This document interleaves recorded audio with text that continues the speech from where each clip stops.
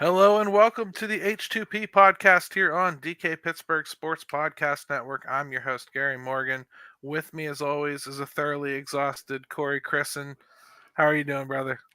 Thoroughly exhausted might be a stretch. I'm, managing. This time of year, once you're in the midseason, you manage things.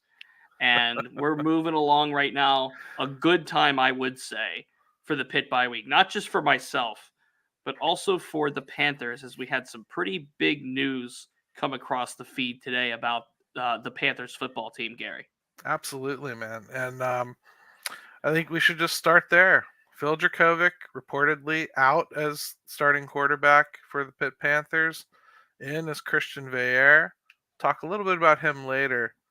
First, Corey, let's talk about what Phil did against Virginia Tech, and then obviously we're going to have to touch on what he did as the season progressed. But if you just look at the numbers and didn't watch this game, he looks like a game manager. 11 of 22, 235 yards, 2 touchdowns, no interceptions. But that's not how it played, and that's not how it looked. So, first of all, what happened in this game that directly leads to this type of a change?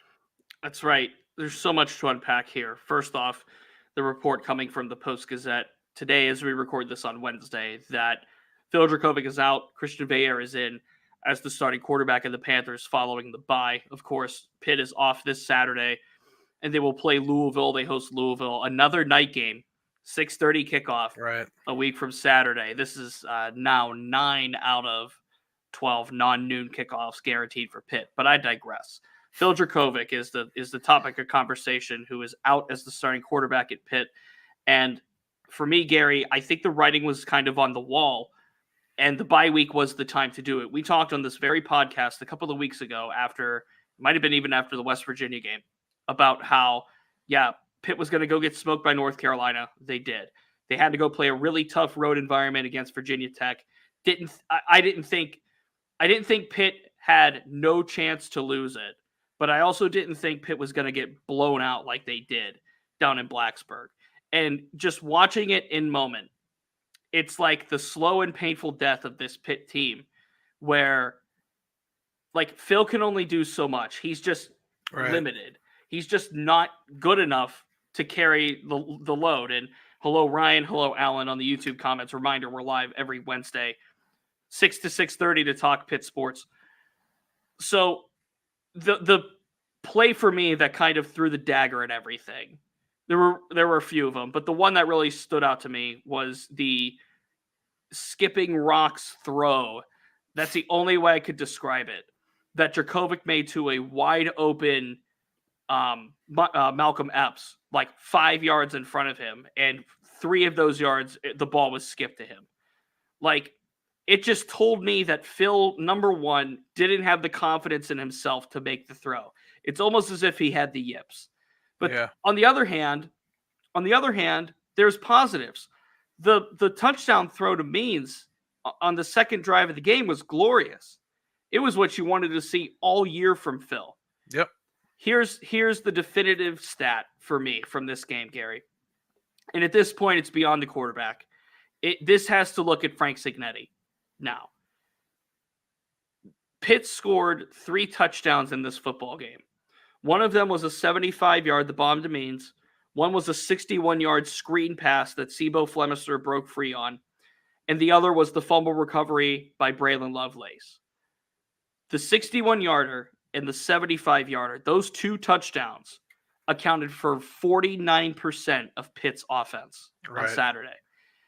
Virginia Tech, we could talk about Pitt's defense and their struggles eventually, but because they made that backup quarterback look like Mike Vick out there. But the struggles are now clear and coherent on the offense, not just from the quarterback perspective. This is now on Frank Cignetti. And the whole honeymoon of Phil coming back and Phil being the guy that was the guy for Boston College, for Frank Cignetti, the guy that was going to bring this thing up after Keaton Slovis supposedly burned it down. It's all out the window. It's all done now. Pitt's absolved of this. They made the switch. They did what they had to do. And again, we talked about this 2 weeks ago, Gary, where making the change going into North Carolina was not going to solve anything for Christian Veilleux. Of course, Phil got hurt in that game, and Christian had to play, but circumstance matters. The solving wasn't going to come the week before the bye, rolling Christian out there at Virginia Tech, under the lights, sellout, whiteout, enter Sandman, all of that. This was the time to make the change if they were going to make the change. And according to the report, the change is coming for Pitt. Christian Veilleux will assume the starting quarterback duties. And if you read through the report, it also said that Nate Yarnell was going to assume the backup duties. So this is a total washing away of Phil. Sure. And look, number one, credit Pat Narduzzi and credit Frank Cignetti for admitting that this whole Phil Dracovic thing has been a failure. Credit them for acknowledging it and trying to move forward from it. Number two, you have to feel horrible for Phil. All of the hype, all of the welcome home, all of the hometown hero aspects of it, all gone. His career went down the drain in a matter of 2 months here at Pitt. It already was on the seesaw, so to speak, when he left Notre Dame and he left Boston College. But now that his career is over, Phil Dracovic's career is done and over with, and now Pitt has the chance to move on. At some point, though, Corey, and maybe we'll touch on this a little bit before we start talking about what we can expect from Christian, Frank Cignetti has to kind of be looked at for a lot of the responsibility here. Kedon Slovis isn't exactly doing poorly for BYU. No, he's not. And he stepped right into a brand new offense. Already has 1,240 yards, 10 touchdowns, 3 interceptions, and a 63.3 completion percentage. I mean, it might not be right. It might not be that these transfers stink completely. That said, what you've seen from Phil, you are dead on right talking about the mechanics. Ever since you brought it up a few weeks ago, I can't unsee it. Yeah. Every time I watch now, I just see he just doesn't step into his throws. He doesn't trust the arm slot. Yeah, everything looks telegraphed. It's completely not the quarterback. I'll be honest, Corey. I watched him in high school closely. He's actually regressed from that point. Mm-hmm. Alan in the YouTube comments, as a reminder to those that are listening after the live stream, we are live every Wednesday from about 6 to 6:30 here on youtube.com/DK Pittsburgh Sports Pitt. And we're taking live comments, just like this one from Alan. Phil is the name that should not be mentioned. Funny enough, I'm currently rewatching the entire Harry Potter series with my girlfriend, thoroughly enjoying it. I have never seen, from start to finish, Harry Potter, the entire lexicon, if you will. So we are currently starting Deathly Hallows Part 1. So there's that. Alan asks, and this is a great question, what did Pitt see to go after him in the portal? This is multifaceted at this stage before we take a break real quick. Number one, they wanted to bring in Phil Dracovic to compete with Kedon Slovis. That is on record by Frank Cignetti. That is on record that Phil was thought to be brought in as a competitor to Kedon Slovis. Kedon Slovis wasn't about it, so he left.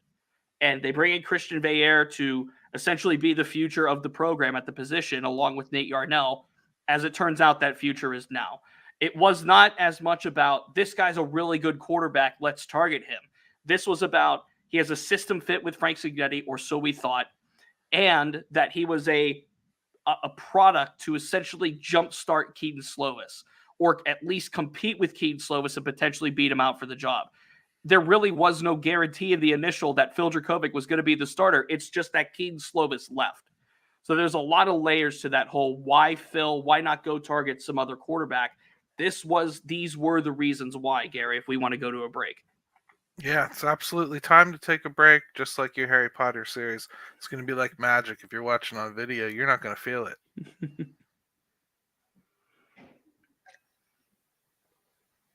All right, and we are back to the H2P Podcast here on DK Pittsburgh Sports Podcast Network. And we just got done talking about why the Pitt Panthers are moving on from Phil Dracovic. To be honest, Corey, we probably recorded that episode 3 weeks ago. So, sure. Facts are, hey, it's happened now. So we have a new quarterback in town, Christian Veilleux. I don't know a whole lot about him. He's highly recruited, seems to have a lot of pedigree behind him, but I don't know anything about him. What can we expect? Christian Veilleux was highly touted out of Canada, and Penn State, James Franklin really wanted him as a project quarterback. The thing that pushed Christian Veilleux out of Penn State was some kid named Drew Aller, who is one of the best quarterbacks going in college football right now. Real quick, Alan asked, how long is Cignetti's contract? I would have to do a public records request to find that for you. That information is never publicly disclosed. So I'd have to do a quick FOIA for you, which might take some time to get in. Christian Veilleux, really highly coveted, I would say, out of Canada, out of high school. Really tall, good build for a quarterback. He's kind of what you want as far as build is concerned for a guy that can stand in the pocket and run this style of offense. Now, I'm not going to sit here and say immediately that Christian Veilleux is automatically going to be better than Phil Dracovic. However, as we have said before, Gary, how could it get worse? Number one. Right. And number two, this is more about having to jumpstart the future for Pitt, regardless of how Christian plays this year. And there's reasons to believe that he could be better than Phil based on the it could not get any worse quotient. And there's also reasons to believe that what we are about to see in these final 7 games of the season is going to set the table up for what Pitt does at that position next year. Now, whether that is Nate Yarnell, Christian Veilleux, Ty Diefenbach, who's redshirting this year at quarterback, they liked him out of California, Julian Duggar coming down the line in a couple of years. Like, this is the start of the next era of Pitt football. The bridge between Kenny Pickett and what these guys are going to be was Keaton Slovis and Phil Dracovic. That was the bridge. And that's what Pat Narduzzi and Frank Cignetti felt it apropos to do right after this Kenny Pickett, lightning 2021 season. And they had a good year last year with really bad quarterback play. Keaton Slovis was not what you wanted him to be for Pitt. And they still got to the Sun Bowl, won 9 games, and was finished. They finished with an AP ranking. But what Christian Veilleux brings to the table, I think, at minimum, at the base surface, because, again, we haven't really seen him play in an ideal circumstance. And I do believe, as Alan brings up, I do believe Christian has 4 years of eligibility left once you count the portal year and a red shirt and everything. So they're trying to determine the future of this position, and they like him as a prototype quarterback that can develop into this offense. I'm not going to say he's going to be Drew Aller rock star type, but I do think that there is potential for him, maybe not this year, but next year to grow into a really solid player. Right. I mean, I guess my question would be, Corey, if sometimes too young in college is too young, right? Mm-hmm. I'm not saying that's what's going on here, but is there anything he could do in this year that would get him scratched off the list? Do you know what I mean? That's a great question. And right now, I think that answer hinges on Frank Cignetti's status. Think of it this way. If this persists, okay, if all of these, I'll call them failures for this Pitt offense persists, right? Where the only offense they could pull are 2 big splash plays to account for touchdowns. If this persists, then it wholly, WHOLLY, becomes a Frank Cignetti issue and not a Keaton Slovis / Phil Dracovic / Christian Veilleux / Nate Yarnell, etc. issue at quarterback. Like you said, Keaton's not winning the Heisman this year, but he's doing okay over at BYU. He's doing okay. Which is a comparable school to Pitt. I mean, whether we want to admit it or not, it is. In that vacuum, yes. So one of 2 things is going to happen. Actually, a few things is going to happen. Christian's going to do well, and this is vindicated. Number 2, Christian struggles, and we start to call into question whether that's a Christian Veilleux problem or a Frank Cignetti problem. Because right now, Gary, I think it's more of a Frank Cignetti problem. You can only do so much when you're limited on offense, and I know Matt Gonsalves being out for the year, Ryan Jacoby being out for the year, Jake Cradle being banged up, it helps absolutely nothing. And this, like you said, youth is youth. Like BJ Williams over at right guard was a disaster for that game that he was in there. Like, the offensive line's going through a lot. The receivers aren't getting open and are not getting separation. The running backs aren't doing amazing. Rodney Hammond's doing okay, but he's not getting the touches that he probably should. At this point, Gary, it's going to be more of a system thing. And you have to analyze. If you listen to the postgame press conference, I asked Pat Narduzzi specifically about Frank Cignetti. And I specifically asked him, how do you analyze, or what do you have to do to analyze Frank Cignetti's system, the preparation, the game planning, all of that kind of stuff? Because at some level, it's not just about the bad quarterback play. At some level, it is he drawing up concepts for his wide receivers to get a chance to get open? Is he drawing up blocking schemes for Rodney Hammond to run through? Is he doing stuff for Gavin Bartholomew, the best player on that offense right now? And right now, Gary, on all three of those questions, they're check no, and check no. So I think there's it's important. Only so much I think that Christian can do this year. I think it's important, Corey, for I mean, I don't think a pat on the back here, okay? But we were talking about this when they were semi-successful last year. We didn't understand some of the usage or the utilization of some of what we felt could be contributors. You know, we talked about Bartholomew all year. Thought how that really could have helped Keaton Slovis's development, having that safety net just kind of out there running more patterns. But maybe it is Cignetti. Will they be able to learn enough this year for that? That's really what the rest of this year is learning what needs changed or augmented moving into the next year, right? At this point, Pitt's 1-4, okay? If you look at the schedule, what games do I feel comfortable about Pitt winning? Not competing in, winning. The only two I could really look at and say are Wake Forest and Boston College. Those are the only two games that I could sit here right now on October 4th and say, I like Pitt's chances in that game.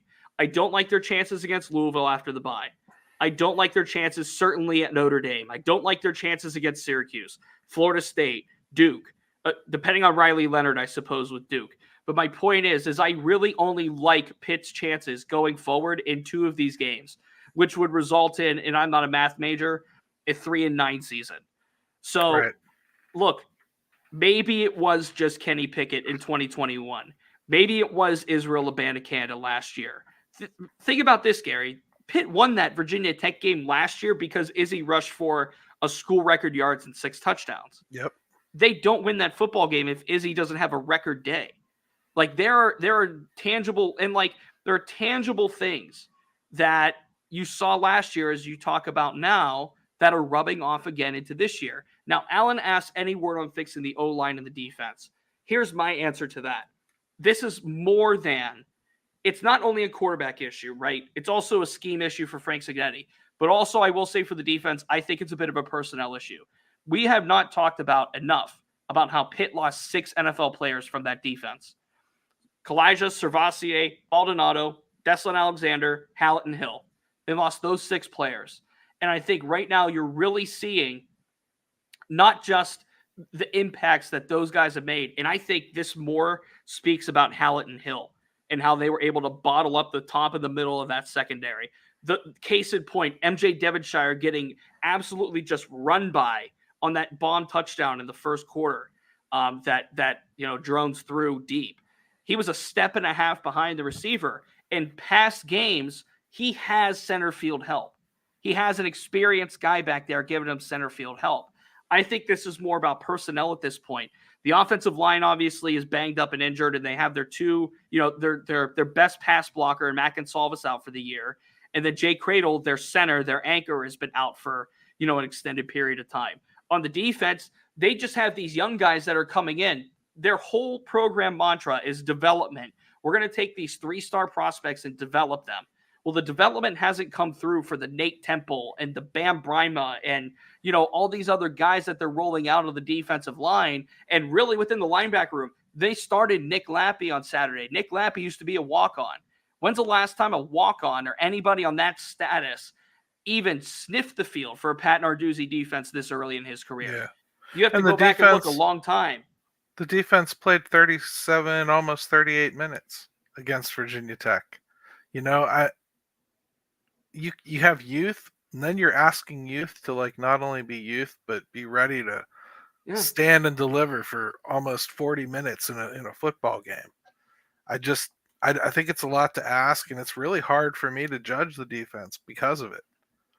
They have their own stake in like not getting off the field, but 3 and out after 3 and out, it just kills you over time. It's unacceptable. Yeah. I say this almost every day. I feel like I'm repeating myself when I talk about the Steelers. Dude, you got two teams doing the same stuff, so I feel like I'm repeating myself because the Steelers are built to run the football, milk clock, play great defense, and win football games that way. That's how Pitt's built. Pitt is built to run the football, milk clock, play great defense, and win. That's exactly what they did last year. That's how they got to the Sun Bowl. They won 8 games in the regular season. That's how they did this last year. Like, hey, before we take Alan's next question, let's go ahead and take another quick break here. Okay.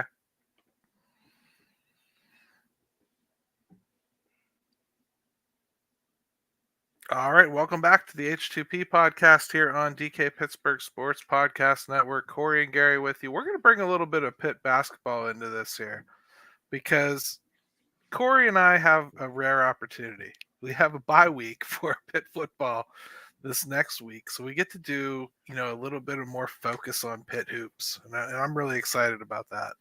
So we figured we'd start and kind of give you a little bit of flavor of what we're talking about by talking about a returning player that we want to get you familiar with all these guys again, and Will Jeffress is one that I wanted to focus on this week. Mm-hmm. He was out all last year, but he was around. What should we expect from him, Corey? With Papa Conte missing the season with his knee injury, I think Will Jeffress is now Pitt's best defender. Period. I think he's going to be the high energy, maybe not the glue guy. I haven't detected a glue guy on the indicator yet. You know I love my glue guys in basketball. He might be that glue guy, though. He's going to play great defense. He's going to run the floor well. He's going to take open shots. I don't know if he'll knock them down necessarily. We have to see how he's improved at his shooting. But the one thing that Will Jeffress talked about the other day, and this was on the in Oakland, he did a press conference, and I wasn't able to attend it because I was doing Steelers stuff. Sure. But he talked about his growth as a player, and the main thing he talked about was decisiveness and being willing to recognize plays faster. And he said, and I think this is a great quote from him, and I'll paraphrase it, he wants to turn that from a trait and a skill into an instinct. And I think that's huge if Will Jeffress can make that kind of jump. I'm not asking him to be Jamarius Burton. Right. But it's no secret that Jeff Capel's system thrives off of a guy like a Jamarius Burton. That system fit JB so well last year. And what I think Will Jeffress can do is something, as far as a role is concerned, similar to what Burton was doing last year. I'm not going to ask him to lead the team in scoring. I'm not going to ask him to lead the team in rebounding. But I expect him to contribute on all fronts this year. And he says he's healthy. He says the grass is green right here where I watered. I love that quote from him when he was asked about why didn't you transfer? He was like, sometimes the grass is not greener on the other side. Sometimes it's just greener where you water it. And Will Jeffress really wants to be here and really wants to be a contributor to this Pitt team this year. That's half the battle. And I think it's probably good for some of the existing leadership to have somebody that was around the team back again. It just kind of adds to that continuity a little bit, right? Mm-hmm. You have to think about it this way, and we talked about this when we first broke into the Pitt Hoops 2023-24 season. With all of the losses from last year, meaning no Nelly Cummings, no Greg Elliott, no JB, no Nike Sabandi, like those major pieces that are leaving are hard to replace in and of themselves. And we talked about Blake Hinson stepping up as the leader of this team, which he's going to be. But I think Will Jeffress being with the team last year and riding through that experience and absorbing all of that knowledge that he was able to absorb while being off the court. I know they say an injury can really just damn a player sometimes from that perspective because he's not in game. And there's things that you can't learn off the court that you do learn on the court, and that's true. But Jeffress had a really nice, I would say, method to picking up what Jeff Capel was putting down. And he was able to see the changes in the system that led to the success last year. Now, this Pitt team is going to have to lean on freshmen. They're going to have to lean on the front court. They're going to have to lean on Blake Hinson to make plays. This is going to be a different Pitt team this year, but I think Jeffress is going to play a really nice role in whatever Pitt's going to be able to do this year in a positive sense. Yeah, it's always good to have, I think, those utility guys. I always felt like Jeffress was going to be a utility guy on this team. And it kind of feels like that's the role that is being set up for him. So I'm excited to see how it plays out. I actually think he would have made a big difference last year as far as their beginning of their NCAA tournament. I think he definitely would have helped them crack. One last question here. The most stable coach right now in Pittsburgh sports might be Jeff Capel? Wow. Depends on where you look. Randy Waldron, maybe, if you look at Pitt women's soccer, if you want to go that route. Yeah. I mean, wow. With Keith Dambrot, if you want to look at Duquesne Hoops. Yeah, there you go. I mean, there's right now, the Penguins, Mike Sullivan, you could argue. Maybe not. I don't know. It's hard to say with these football teams on the South Side. It's really hard to say right now, just from looking at the Pirates with Derek Shelton. But you can argue Jeff Capel for all of the years that there were instability within his own program. Now it seems like the cart is at least back on the tracks. The train is back on the tracks. Last season was a leap. It wasn't a step. It was a leap for Jeff Capel's program and just Jeff Capel's overall outlook as a head coach and as a developer of basketball talent. Last year validated the hiring of Jeff Capel from the start. This is what Heather Lyke looked for. And Alan brings it up.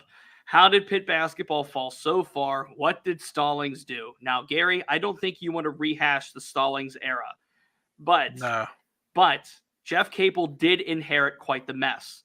The recruiting was off. The transfers were going out. He didn't recruit the right guys. He didn't recruit the right culture. Like, what the Stallings era did would have set anybody in a bad spot. And Jeff Capel inherited a bad spot and turned it into a positive. It took a while, but he got there. He absolutely did, and I think that they did a pretty poor sales job on that whole transition too. They made it sound like he was going to pretty instantly be able to right the ship, and it just was never going to be that easy. And he survived it, to his credit. And I just think that he deserves a shout out for that, because he's been stable for a few years now and kind of fought through to get there. So we always criticize them when they do badly. We should probably praise them when they do well, right? Oh, he deserves all the credit in the world for what happened last year. Remember at the beginning of last year, we're like, I don't know, it's 4 transfers that are entering the starting lineup. We don't know who they are. We don't know what they're going to do. How are they going to gel, this, that, and the other. And Capel found a way to make all of these little pieces fit together. And it was a beautiful thing last year. It was really great. And unfortunately, he hadn't had a normal offseason to follow it up with, as we've talked about before, with the whole Dior Johnson fiasco and players coming and going from the portal late, and who's going to suit up now, and Blake Hinson testing the NBA waters. Like, Jeff Capel has not had a normal offseason here. And now it feels like even with the stability, he still couldn't get that normal offseason. He does a good job of making you feel like he's not reeling from it, though. And, absolutely. Well, I think that kind of translates down to his players, because that was a lot of the success of last year. They didn't give off any appearance that they were reeling when they got smacked in the face either. So I think they were a reflection of their coach. I'm looking forward to the season, man. I'm really looking forward to a basketball show next week. So That's right. Next week here on H2P, we're going to do a full-on basketball show. We're going to preview the season. We're going to talk about the pieces. We're going to talk about the fits, the potential starters. With the Pitt bye week, it's a good week to do it. So we are going to be a basketball-heavy show 1 week from today. It's going to be great. So, hey, we'll end it the way we do every week, H2P.